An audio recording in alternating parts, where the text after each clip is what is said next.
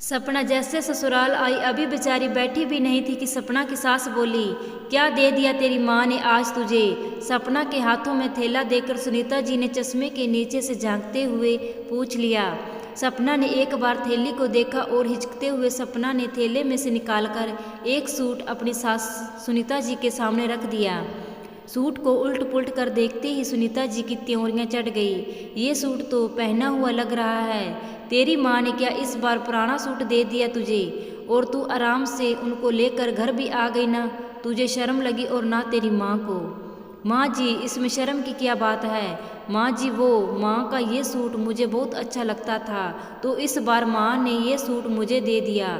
अच्छा तो अब इतने बुरे दिन आ गए हमारे जो अपने मायके की उतरन पहनेगी तुम।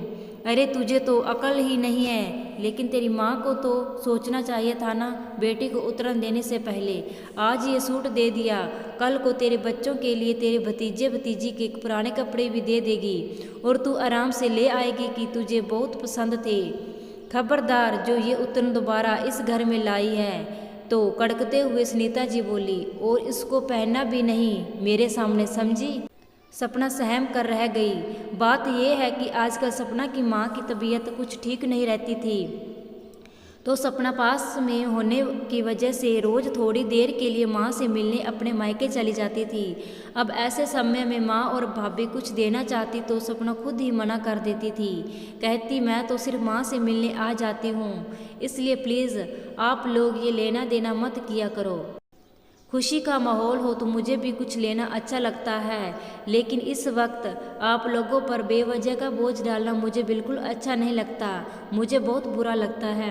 बस मैं माँ के साथ ज़्यादा वक्त गुजारना चाहती हूँ, दिन भर उनकी खिदमत करना चाहती हूँ, और मुझे कुछ नहीं चाहिए।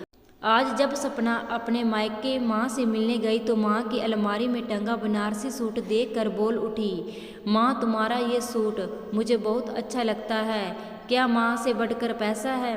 माँ जी आप संस्कारों की बात ना करें। जब तुम इसे पहनती थी तो सच में बहुत सुंदर लगती थी। ये सूट आपको नानी ने दिया था।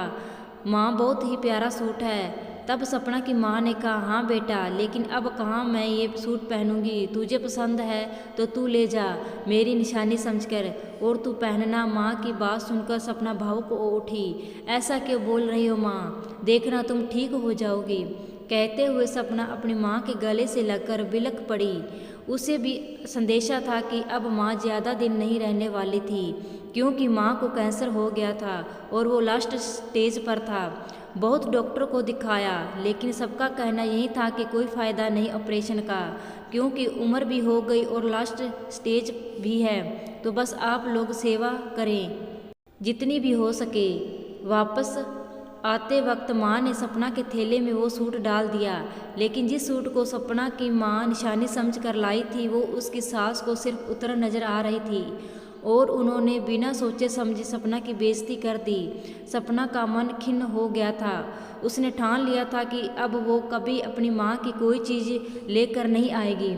जहाँ सिर्फ पैसों का मोल है, भावनाओं का नहीं, वहाँ कुछ लाने का क्या फ़ायदा।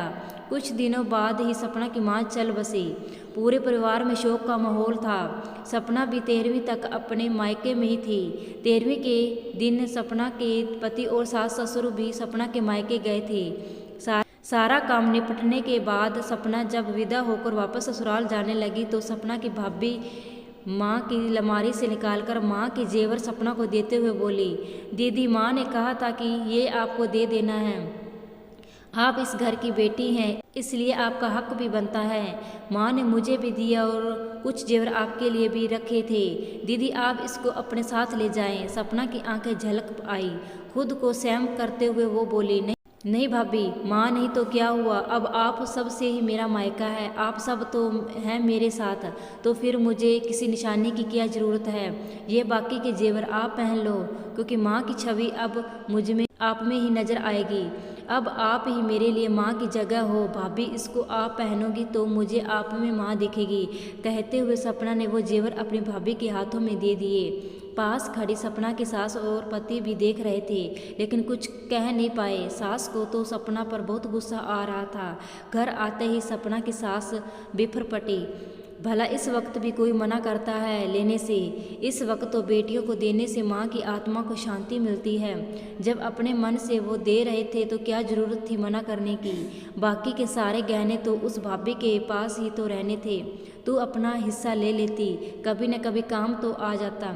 लेकिन तू बड़ी दानी निकली, उसको भी दान कर आई। सास की बात सुनकर आज सपना के मन का दर्द शब्द बनकर होठों से निकल पड़े। क्यों माँ जी, मैं भला माँ के उतरन इस घर में कैसे लाती? आपने ही तो कहा था कि आइंदा कभी मायके से उतरन लेकर मत आना। वो सूट तो माँ ने मुश्किल से 2-4 बार पहना था, लेकिन वो जेवर तो माँ हमेशा पहने रखती थी। फिर वो उतरे हुए जेवर मैं कैसे ले आती माँ जी? आप अपनी कही बात भूल गई माँ जी, लेकिन मुझे आपकी कही बात याद थी और मैंने आपकी ही बात का भ्रम रखा कि कहीं दोबारा से आपको बुरा ना लगे कि मैं फिर से अपनी माँ के उतरन ले आई। बोलकर आंखों में आंसू निकले सपना अपने कमरे की तरफ बढ़ गई और सास निरुत्तर सी देखती ही रह गई, लेकिन मन ही मन बढ़ाती रही। भला गहने भी कभी उतरन होते हैं? मुझे क्या खुद ही अपने पैरों पर कुल्हाड़ी मारे तो मारे, बेवकूफ़ कहीं की। बड़ी दानी बनी, बाद में खुद पछताएगी जब भाभी भाई नहीं पूछेंगे। मुझे क्या? सपना की सास बड़बड़ाती रही, लेकिन सपना को अपने किए पर पछतावा नहीं था, बल्कि वो खुश थी कि क्योंकि भाभी में भी उसको माँ की छवि दिखती थी। और माँ बाप के बाद तो मायका भाई और भाभी से ही होता है। दोस्तों, आपको आज की शिक्षाप्रद कहानी स्टोरी कैसी लगी कमेंट बॉक्स में ज़रूर बताइए। ऐसे ही वीडियो को देखने के लिए हिंदी कहानियाँ MK यूट्यूब चैनल को सब्सक्राइब भी कर लें।